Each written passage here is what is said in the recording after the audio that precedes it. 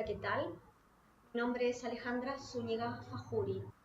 El día de hoy quisiera presentarles un tema que de una u otra manera nos afecta a todos. ¿Cuál es la relación social, política, moral entre hombres y mujeres?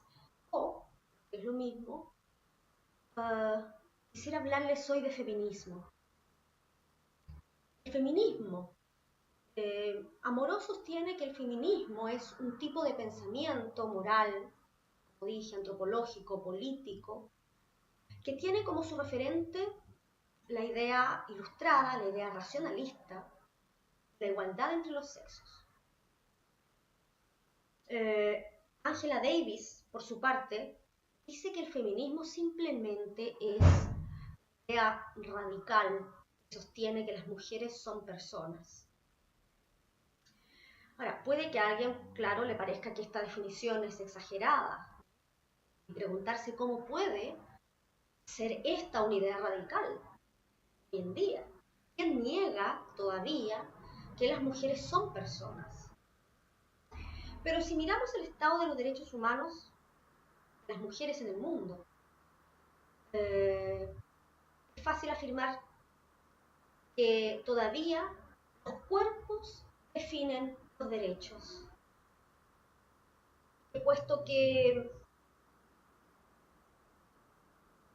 esto es así, la mayoría de las violaciones a los derechos humanos en el mundo todavía las sufren especialmente las mujeres, por el solo hecho de serlos. Los movimientos sociales recientes en América Latina, por ejemplo, demandan el fin de los femicidios, los derechos sexuales y reproductivos, ojo, que implican nada más que el derecho al propio cuerpo, la demanda por igualdad de salarios, por inclusión política, son una prueba de esto. Estas son solo, ojo, las demandas del mundo occidental. Porque si nos concentráramos en la realidad de las mujeres en países no occidentales, veremos que todavía, por ejemplo, en varios países africanos, se usa a las mujeres, niñas, como botín de guerra. Se las esclaviza, se las viola, son objetos, son personas. En África también es muy frecuente todavía la ablación genital de niñas desde los 4 años. Muchas de ellas mueren a consecuencia. Según los datos de UNICEF, existen aproximadamente 140 millones de mujeres mutiladas. Al día se corta el clítoris a más de 8.000 niñas.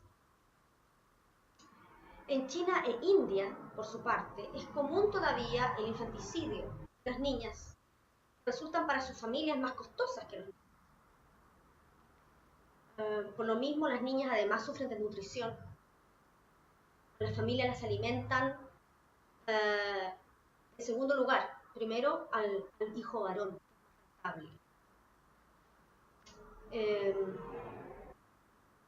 No nos olvidemos de los países musulmanes.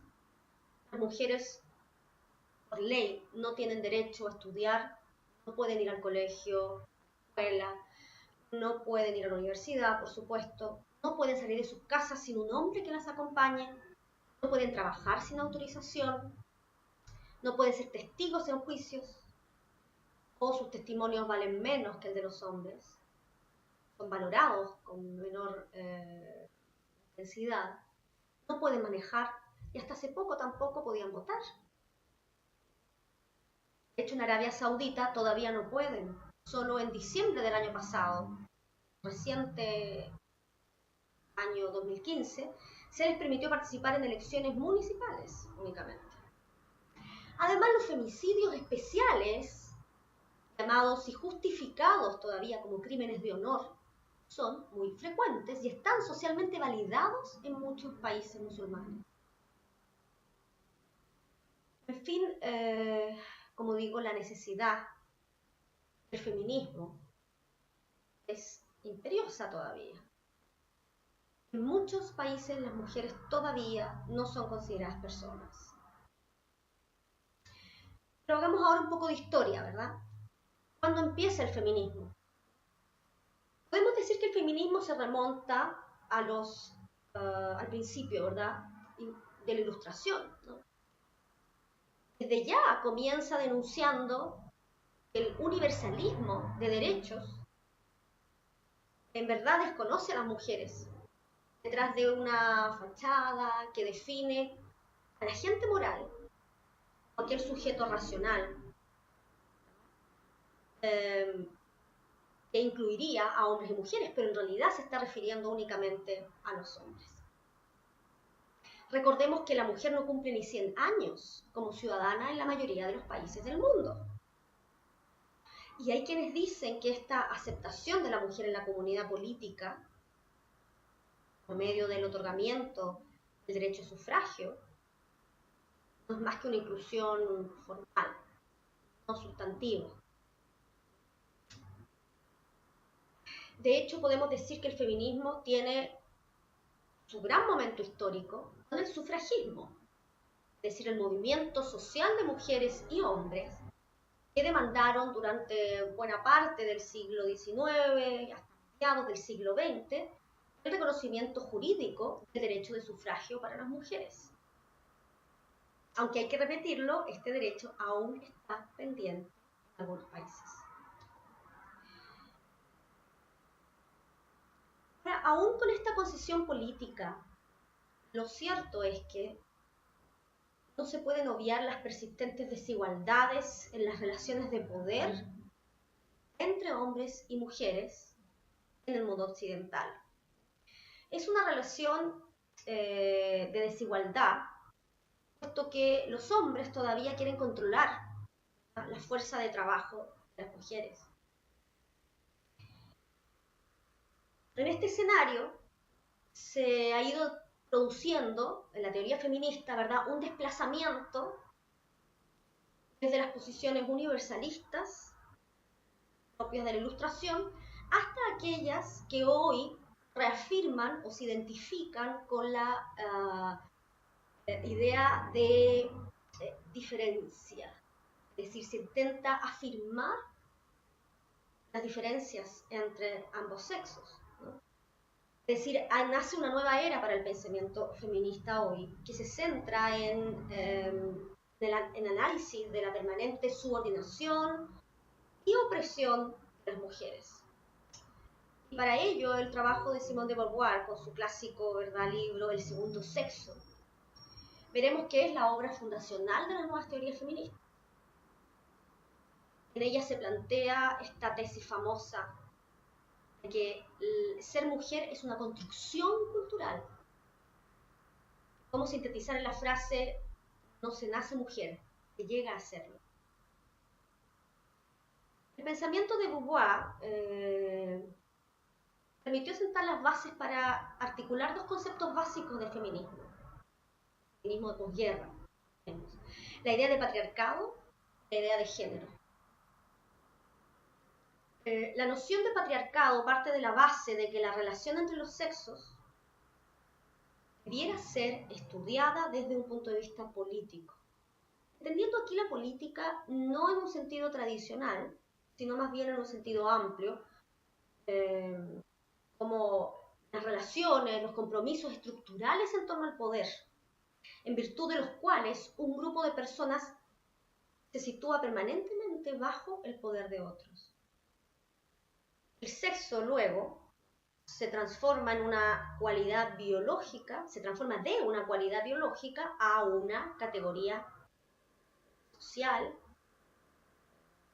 nada de política. Ahí pasa a llamarse género. Entonces el concepto de género lo vamos a usar para referirnos a una construcción sociocultural de los comportamientos, de las actitudes, de los sentimientos de hombres y mujeres. Ahora, la idea de género, claro, es muy controvertida todavía. Pero para fines didácticos vamos a seguir a la autora Lourdes Venería. Ella dice: el concepto de género puede definirse como el conjunto de creencias, rasgos personales, sentimientos, actitudes, valores, conductas que diferencian a hombres y mujeres a través de un proceso de construcción social que tiene distintas características. En primer lugar tenemos que reconocer, ¿verdad?, que es un proceso histórico que se desarrolla a través del Estado, del mercado de trabajo, se desarrolla en las escuelas, en los medios de comunicación, en la ley, fundamentalmente en la familia, a través de las relaciones interpersonales, ¿verdad?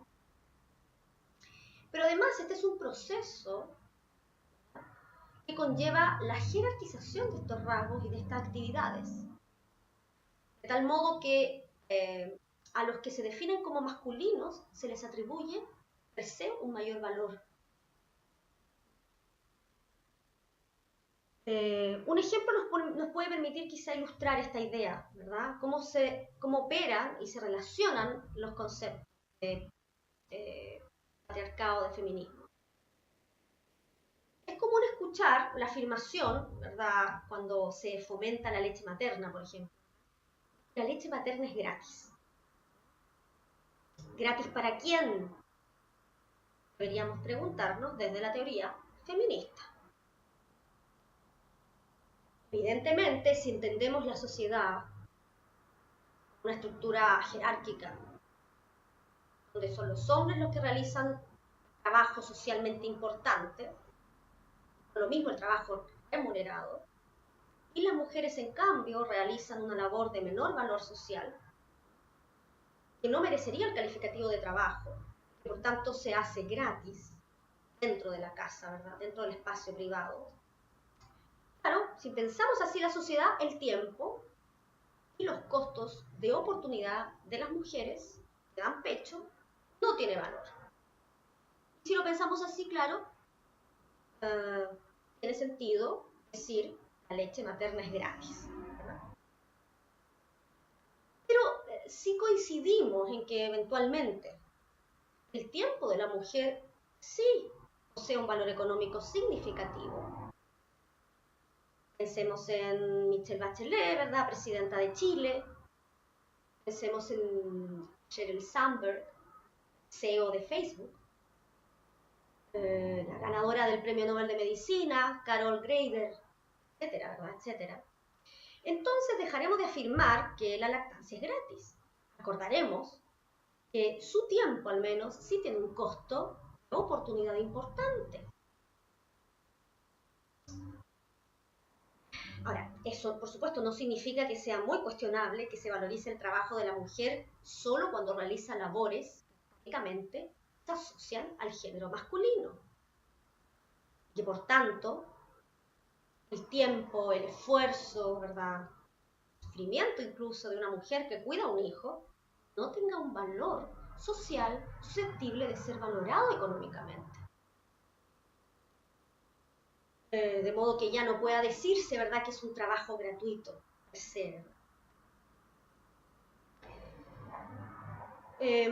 A ver, ahora, si bien no podemos desconocer que el sexo biológico está sometido a interpretaciones culturales, no debiéramos, dice el feminismo, caer en la tentación de esencializar el género al punto de idealizar un solo modo de ser mujer. Por supuesto, históricamente se identifica con una parte del universo de las mujeres. Mujeres blancas, mujeres heterosexuales. Ahí el género caería, ¿verdad?, en la misma trampa que había pretendido evitar cuando criticaba, ¿verdad?, la ilustración, ¿verdad?, y el racionalismo ilustrado. La homogeneización, ¿verdad?, de la diversidad, la imposición de una identidad única, ¿verdad?, caería en la misma trampa. Entonces hay que evitar esa simplificación del género. Pero volvamos ahora a los temas de justicia, ¿no?, que intenta revelar el feminismo. Ya vimos que son muchos los ejemplos que podemos utilizar para evidenciar, ¿verdad?, las importantes diferencias sociales, políticas, morales, económicas que existen entre la vida de las mujeres y la vida de los hombres en todo el mundo. Pero quisiera hoy día centrarme en una particular diferencia que considero obviamente muy relevante por sus decisivas consecuencias sociales, y es la participación política de las mujeres. Según los datos de la Interparliamentarian Union, solo el 22% aproximadamente de los parlamentarios del mundo son mujeres. El caso de Chile, por ejemplo, y de Brasil son ejemplos además particularmente tristes. En ese sentido, solo un 15% aproximadamente de nuestros representantes en el Congreso son mujeres. Ahora, ¿qué puede explicar esta diferencia tan significativa de presencia parlamentaria si consideramos que la población mundial está compuesta por un número mayor incluso de mujeres que de hombres? Bueno, algunos van a sostener que si la posibilidad de ser candidato abierta a todos los miembros de los partidos políticos y en general a todos los ciudadanos, al menos en el mundo occidental, la escasa presencia femenina se debería, en verdad, a que en los hechos las mujeres tienen poco interés en la política. Sin embargo, la evidencia muestra que en muchos países la mayoría de los militantes, de los conglomerados políticos, son mujeres. Otros dirán que lo que está en juego es el mérito. El mérito. Si hay pocas mujeres en los parlamentos, dicen algunos, es consecuencia de que las mujeres no tienen las virtudes, las habilidades, las herramientas necesarias para acceder a la política. Esto se ha planteado, por ejemplo, cuando se ha pretendido incorporar leyes de cuotas electorales, ¿no?, para aumentar la participación de las mujeres. Se suele ahí escuchar el reclamo de políticos que, al ver que podrían resultar puestos, excluidos de una candidatura en la que el partido está obligado a proponer a una mujer, argumentan que su exclusión se produjo solo en razón del sexo. Para esto, consideran autores como Alfonso Ruiz Miguel, puede parecer solo, en verdad, un mero subterfugio que solo pretende ocultar. De no existir la reserva, la preferencia del partido habría sido para un hombre el mero hecho de serlo. Es decir, también en razón de su sexo, manteniendo esta tradicional desigualdad. Al fin y al cabo, diremos, ¿verdad?, estamos que cuando se selecciona a los hombres para asumir los más altos cargos de responsabilidad política, para ser presidentes, para ser consejeros de bancos, de grandes empresas, medios de comunicación, universidades, ¿estamos seguros que eso se hace solo en base a sus méritos profesionales, no precisamente debido a que son varones? ¿Realmente pueden quienes hoy manejan más del 90% de los puestos de mayor relevancia, mejor remunerados en el mundo, demostrar sexo, el género si se quiere, ¿verdad?, no ha sido determinante a la hora de calificar sus méritos profesionales? ¿Qué duda cabe que en la selección de ciertos puestos de trabajo, claro, se tienen en cuenta calificaciones entre las cuales el sexo funciona a modo de mérito? Así como se puede considerar a veces, ¿verdad?, que para pertenecer a un cierto equipo de básquetbol, por ejemplo, ¿verdad?, es necesario medir una cierta estatura. Eso parece razonable. Pero suponer que solo están los mejores en los parlamentos es una cuestión difícil de defender.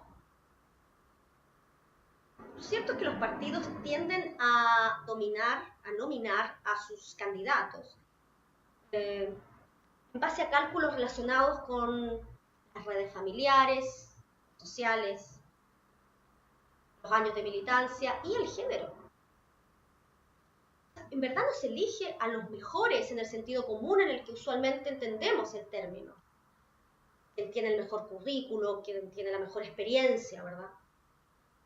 Sino que esto suele funcionar en esta elección, ¿verdad? Un mecanismo que los psicólogos llaman, mecanismo inconsciente, ¿verdad? Que se llama regla de reconocimiento endógeno, por la que en general los nombramientos individuales, incluidos los cargos políticos,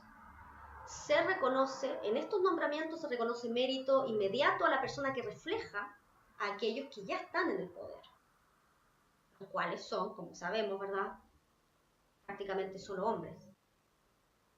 Esta regla de reconocimiento endógeno, además, no funciona solo en política, evidentemente, sino que en todos los ámbitos. Voy a poner otro ejemplo. La música. Quizá la mayoría no sabe que en las orquestas en los Estados Unidos, durante la década del 70 y del 80, se comenzaron a introducir las llamadas audiciones ciegas. Entonces existía una brecha enorme, ¿verdad?, entre la cantidad de alumnas destacadas en los conservatorios de música y la cantidad de músicos que luego eran contratados por las orquestas. Los directores, junto con los restantes miembros de los comités de selección, ¿verdad?, comenzaron a escuchar a los candidatos separados por una cortina, ¿verdad?, audición ciega, sin conocer la identidad. Al principio se hicieron 3 audiciones, 3 rondas de audiciones. En la primera ronda, donde los responsables de la selección podían ver a los candidatos, ¿verdad?, el resultado fue esperado. La mayor parte de los músicos seleccionados fueron hombres, ¿verdad?, regla de reconocimiento endógeno. En la segunda ronda, los responsables de la selección no podían ver a los músicos, tenían delante una cortina, ¿verdad? Es decir, la audición se realizaba a ciegas. El resultado, sin embargo, de nuevo fue que la mayor parte de los seleccionados fueron hombres. Pero en la última ronda, la audición se realizó en las mismas condiciones que la segunda ronda, pero con un matiz. Los candidatos estaban descalzos. Y el resultado fue que la mayor parte de los candidatos seleccionados fueron mujeres. La razón de esto fue que en la segunda ronda, ¿verdad?, los que seleccionaban sabían si el candidato era hombre o mujer por el sonido de los tacones de la mujer.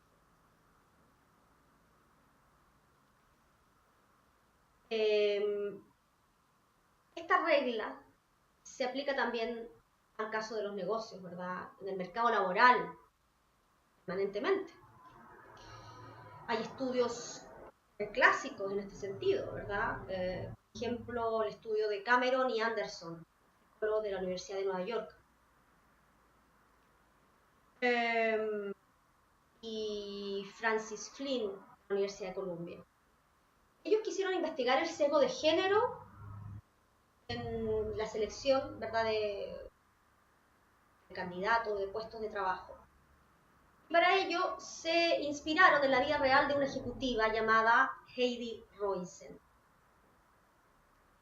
Roizen es una mujer muy inteligente, sociable, trabajólica, ¿verdad?, a quien se atribuía a los fines de la década del 90, fue este experimento, todas las virtudes, ¿verdad?, que se requieren para poder tener éxito en el mundo corporativo. Ella estaba dedicada completamente a su trabajo, dirigía distintas corporaciones en Silicon Valley, era inversionista de capital de riesgo, considerada en el mundo financiero como un ejemplo perfecto de construcción de relaciones y de redes. Se movía como pez en el agua, ¿no?, entre directores, presidentes, gerentes generales. Era, por cierto, admirada por muchos de sus pares. Una mujer exitosa, ¿no?, en un mundo extremadamente masculino. En Silicon Valley, de hecho, Roizen había sido emprendedora, ejecutiva, corporativa, inversionista, docente también, y miembro de connotados directorios de empresa. Su caso se utilizó en un experimento social llamado precisamente Heidi y Howard. Se eligió alumnos de un MBA universitario para testear una teoría. Se les repartió a estos alumnos un resumen del currículum corporativo de Heidi Roizen. Lo que ella había hecho, lo había logrado, cómo lo había logrado, qué armas, en cuánto tiempo y cuáles habrían sido sus resultados. Todos eran datos auténticos e idénticos, salvo por un pequeño detalle. En la mitad de los currículums partidos, la exitosa ejecutiva efectivamente se llamaba Heidi, pero en la otra mitad de los currículos que se repartieron, el ejecutivo se llamaba Howard. Una mujer y un hombre con idénticas vidas laborales. El resultado fue demoledor para las mujeres. Los alumnos a quienes les tocó la identidad de Howard lo encontraron inteligente, eficiente, fuerte, decidido, exitoso. Un tipo admirable, inspirador, en todos los sentidos. Quienes comentaron la personalidad de Heidi, en cambio, dijeron que era igualmente eficiente, exitosa, la admiraban, pero no le inspiraba simpatía. Para ellos era agresiva, egoísta, personalista, desagradable, probablemente sin un sentido de trabajo en equipo, una escaladora. Bueno, pero tiene que haber alguna área, quizá piensen algunos, ¿verdad?, donde las decisiones de selección de candidatos sean objetivas, sin sesgos de género, solo en base al mérito, ¿verdad? Si aquí lo que estamos discutiendo es esta idea del mérito. Podrá en el área quizá de las ciencias duras, físicos, matemáticos, químicos, astrónomos, biólogos. Bueno, también se han hecho estudios en esta área. En el 2011, Corinne Moss Rakusin desarrolló junto a dos colegas de la Universidad de Yale un experimento que pretendía probar la vigencia y la amplitud de los estereotipos de género. En esta investigación se quiso comprobar hasta qué punto está vigente la creencia de que hay entre los dos sexos diferencias biológicas y habilidades naturales a la hora de enfrentar el estudio y el trabajo en el campo de la ciencia. De modo que las mujeres no serían muy eficientes en operaciones matemáticas o físicas, ni en trabajos de laboratorio o de química. El estudio de Moss Rakusin se proponía testear qué rol juegan los estereotipos en las decisiones de los profesores, de los tutores científicos al momento de tomar decisiones de contratación. Se construyeron 127 postulaciones idénticas para perfilar a un candidato que buscaba empleo y tutoría en 6 facultades universitarias de biología, de química y de física en Estados Unidos. Se pedía precisar el empleo ofrecido, las condiciones del puesto, el salario anual. Al igual que en el caso de Heidi Howard, las 127 solicitudes eran iguales en todo, excepto en el nombre del candidato. En unas era Jennifer, en el otro era John. El resultado de Moss Rakusin fue, al igual que el de Heidi y Howard, revelador. A pesar de ser una encuesta inventada con un candidato inventado, los John, ¿verdad?, ganaron en todos los frentes. No solo obtuvieron más ofertas de trabajo que las Jennifer, sino que también más dinero. $4,000 anuales más de sueldo. Además, las condiciones de trabajo fueron mejores para ellos que para ellas, incluyendo días de vacaciones, permisos, etc. En algunos casos, incluso, la oferta salarial para Jennifer alcanzó solo el 75% del sueldo ofrecido, en ciencias, por ejemplo, y matemáticas.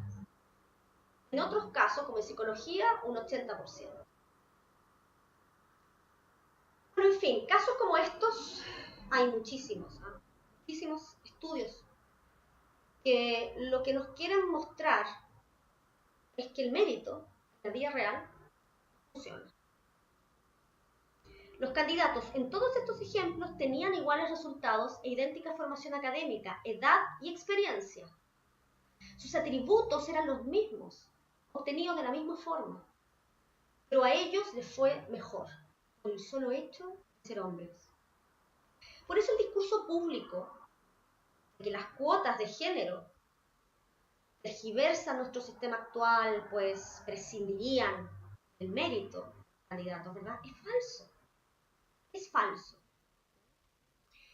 Lo que realmente ocurre es que se hace valer el sesgo inconsciente, claramente demostrado en estos estudios, donde las mujeres son familiares, son cálidas, son adecuadas para las tareas de cuidado, tanto de niños como de ancianos, enfermos. Los hombres, en cambio, son agentes, son naturalmente aptos para la autoridad, para el liderazgo. Es una respuesta diseñada para proteger el status quo, para representar falsamente el impacto de las cuotas como contrarias a la idea de mérito. Es falso. Es un mito que las cuotas socavan el mérito. Las cuotas en realidad son una forma de convertir nuestros actuales sistemas de ascenso y de promoción pozos en una verdadera meritocracia.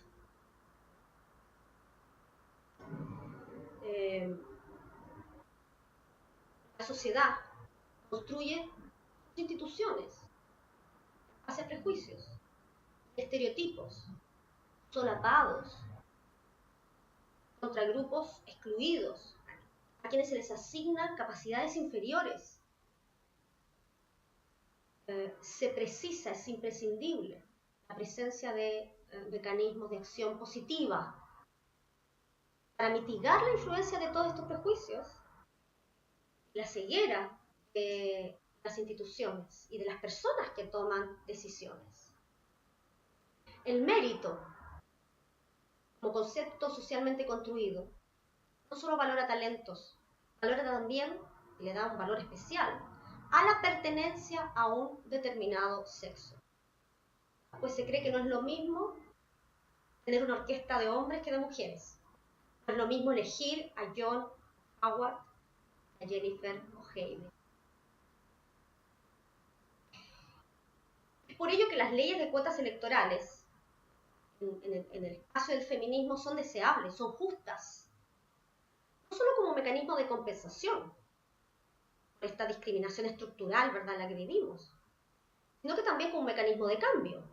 Es decir, es una demanda por una democracia paritaria, en la que el orden social actual es reemplazado por uno en el que las responsabilidades son compartidas, tanto en el ámbito público como en el privado doméstico.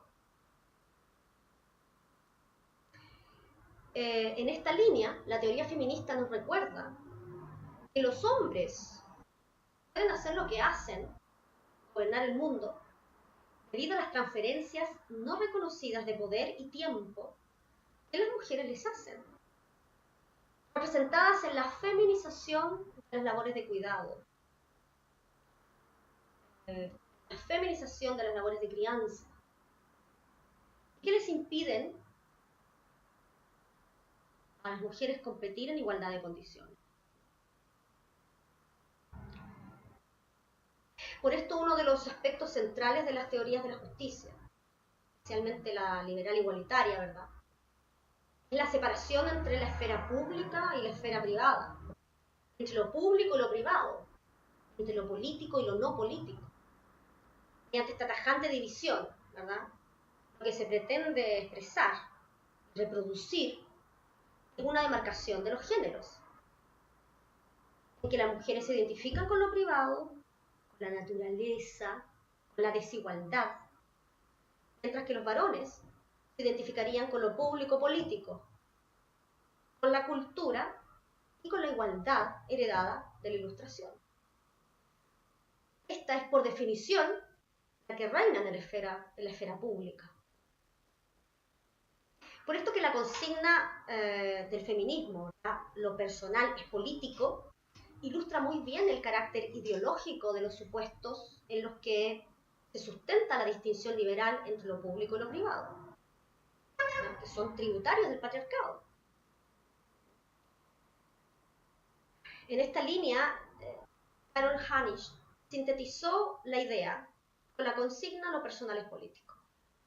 Con ella, lo que se quiere hacer hincapié, ¿verdad?, es cómo las circunstancias personales están estructuradas por factores públicos, por leyes sobre el uso del cuerpo, violación, aborto, el estatus de esposa, por políticas relativas al cuidado de los hijos y en general por la división sexual del trabajo en el hogar y fuera de él. Por eso es que los problemas personales solo se pueden resolver a través de medios y acciones políticas. Por eso es que lo personal es político. La posición de la mujer en la actualidad en las sociedades contemporáneas es compleja. Confirma las experiencias cotidianas de todas las mujeres, y aunque los ámbitos de lo público y lo privado parecen estar separados, en realidad están profundamente relacionados. Esa relación debería interesarle a la justicia. Si hacemos una breve alusión a la historia de las sociedades burguesas modernas, podemos observar esto sin gran dificultad, ¿no? Sabemos que desde los orígenes, la sociedad liberal, en la sociedad liberal las mujeres nunca fueron totalmente excluidas de la vida pública, aunque el modelo ideal de una mujer decente, ¿verdad?, para todas las clases respetables de la sociedad era la de esposa y madre, económicamente dependiente. Ahora, esta idea en los tiempos actuales, aunque muchas mujeres se han visto forzadas a entrar al mundo del empleo remunerado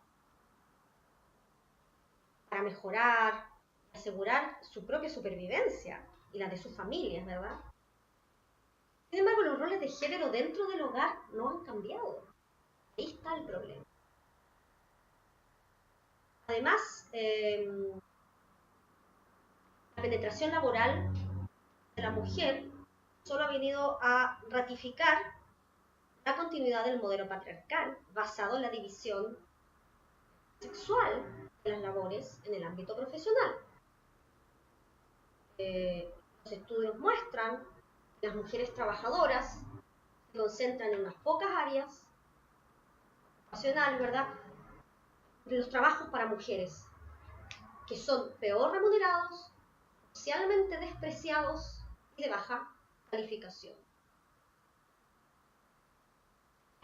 ¿Por qué razón, si las mujeres se han incorporado, en algunos casos pasivamente, al mercado laboral, continúan ocupando las peores plazas laborales? La filósofa Iris Marion Young sostiene que esto se debe a que se sigue dando por supuesto que es posible comprender la actividad productiva prescindiendo de la vida doméstica.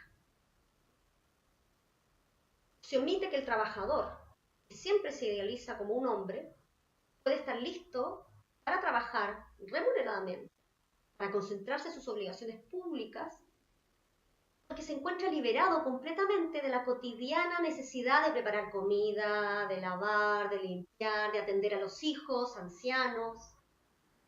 Es decir, exclusivamente porque cada una de estas tareas son realizadas gratuitamente por las mujeres, por sus parejas normalmente.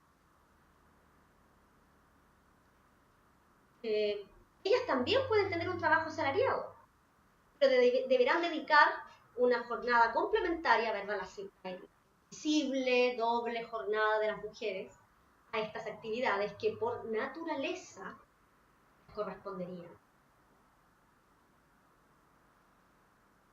En consecuencia, solo será posible hacer un análisis tener una explicación completa, ¿verdad?, de la estructura y de la forma en que opera el capitalismo, cuando además además de la figura del trabajador, se tenga en cuenta también la de la mujer llamada dueña de casa, ¿no?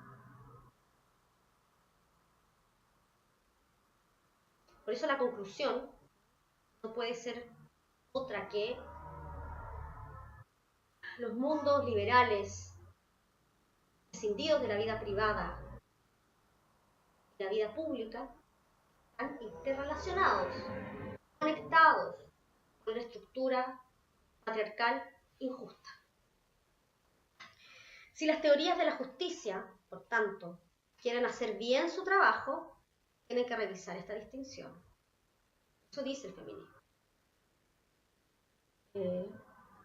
Por esto Paterman, por ejemplo, ha graficado muy bien esta relación, lo que ella ha llamado el dilema Wollstonecraft. El dilema Wollstonecraft cruza transversalmente cualquier intento de lograr la ciudadanía plena para las mujeres. Porque, dice ella, existen dos demandas que son incompatibles en principio. Por una parte, reclamar igual ciudadanía dentro del actual marco androcéntrico, y por otra, destacar que las capacidades específicas, las actitudes, que las necesidades de las mujeres tienen que ser reconocidas en la esfera pública. Estas dos alternativas son aparentemente excluyentes, puesto que las mujeres o deben adaptarse a lo que no son, hombres, para poder actuar como ciudadanas plenas, o deben persistir en que se les reconozcan sus aportes al bienestar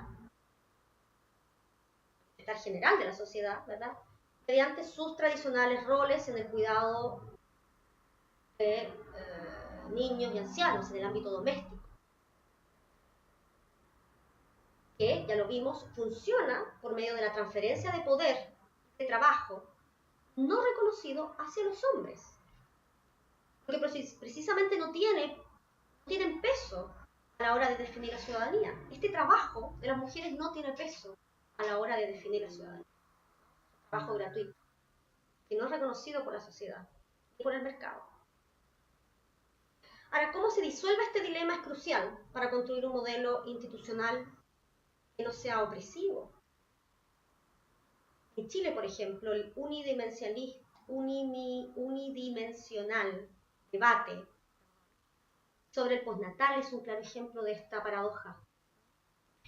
El postnatal, que se discutió hace un tiempo, debía ser naturalmente femenino. No se pensó nunca en abrir el espacio privado de manera obligatoria a los hombres. Y esta es la sociedad opresora en la que vivimos.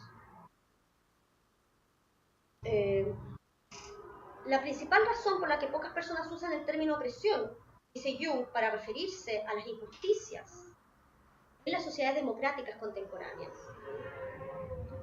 es que comprenden la expresión de forma tradicional, es decir, como un ejercicio de un poder tiránico por parte de un grupo gobernante. Pero ¿qué pasa si proponemos un nuevo concepto, un concepto de opresión que puede explicar esta desigualdad? Ahí diremos que la opresión no es más que la injusticia, las desventajas que algunas personas sufren no de un poder tiránico que las coaccione, sino que de prácticas cotidianas de una bien intencionada sociedad liberal. La tiranía de un grupo gobernante sobre otro grupo social, como ocurría en Sudáfrica, claro, podía señalarse como opresiva.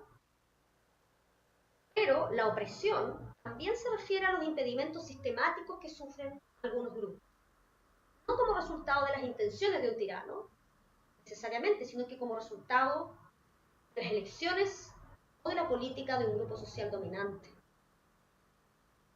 Ese poder tiránico presente todavía en nuestras presentes sociedades liberales se expresa a través de la explotación. Esto es, del proceso sostenido de transferencia de los resultados del trabajo de un grupo social, mujeres, en beneficio de otros hombres. El ejemplo paradigmático, ¿verdad?, de la explotación, sabemos históricamente, es aquel que se sustenta con Marx, ¿verdad?, en la categoría de la clase. Pero otro muy significativo, mucho más extendido, es la explotación de género. Es por eso que no ha sido muy difícil para las feministas demostrar que la opresión de las mujeres consiste en parte en una transferencia sistemática y no recíproca de poderes de las mujeres a los hombres. La opresión de las mujeres no consiste entonces solo en una desigualdad de estatus, de poder, de riqueza, resultante de prácticas por las cuales los hombres han excluido a las mujeres de las actividades privilegiadas. La libertad, el poder, el estatus y la autorrealización de los hombres es posible precisamente porque las mujeres trabajan para ellos. ¿Se entiende? La explotación de género tiene en ese sentido dos aspectos: la transferencia a los hombres de los frutos del trabajo material y la transferencia a los hombres de las energías sexuales y de crianza. Para superar esta explotación de género se requiere algo más, entonces, que la redistribución de bienes que plantean las tradicionales concepciones de la justicia. Es decir, mientras no modifiquemos las prácticas institucionalizadas y las relaciones estructurales, los procesos de transferencia volverán a crear una desigual distribución de beneficios con el paso del tiempo.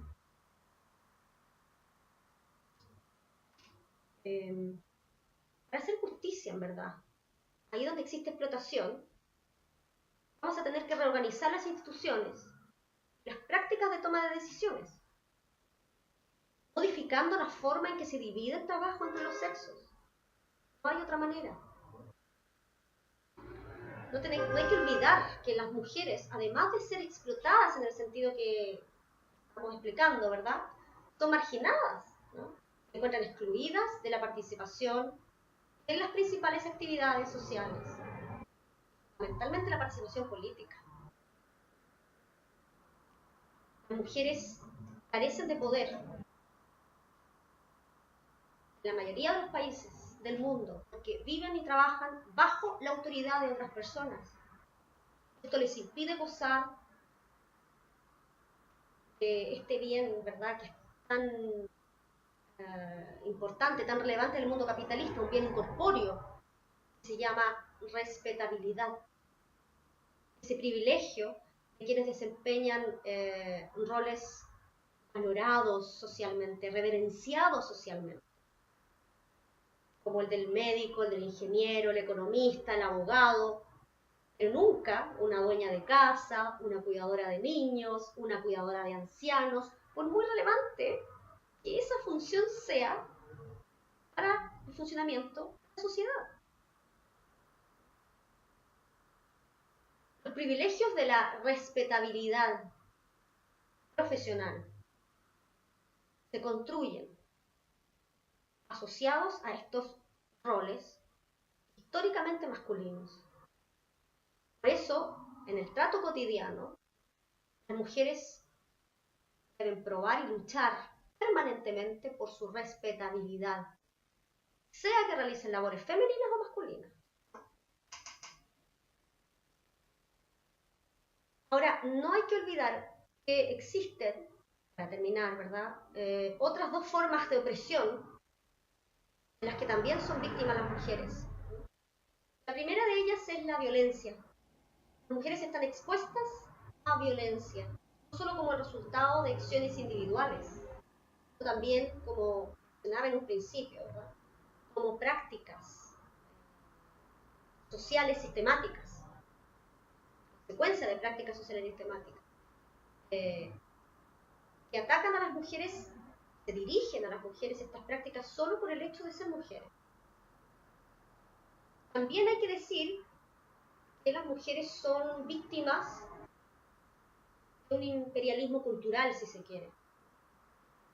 O sea, en el sentido de que están culturalmente determinadas, son juzgadas conforme a estereotipos que les arrebatan su identidad y su individualidad, su libertad de autoconstrucción. El imperialismo cultural nos dice, por ejemplo, que los homosexuales son promiscuos, que los indígenas son alcohólicos, que los pobres son flojos o perezosos, ¿verdad? Y que las mujeres son las más aptas para el cuidado de niños y de ancianos. En cambio, los hombres blancos, ¿verdad?, pueden definir su propio rol. Son individuos que, al no estar esencializados por estereotipos de grupos, pueden darse a sí mismos identidad.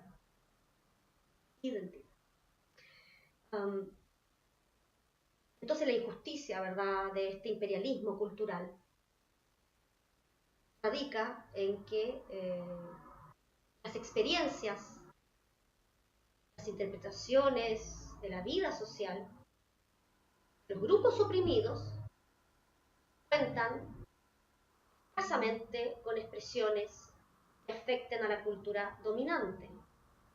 Mientras que la cultura dominante, en cambio, impone a los grupos oprimidos sus experiencias, sus interpretaciones de la vida social, de lo que es valioso y de lo que es menos valioso.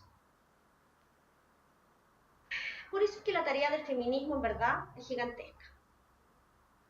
El éxito de la demanda feminista va a suponer una revolución que va a mover todos los cimientos del orden social que existe desde que el ser humano forma los primeros grupos sociales.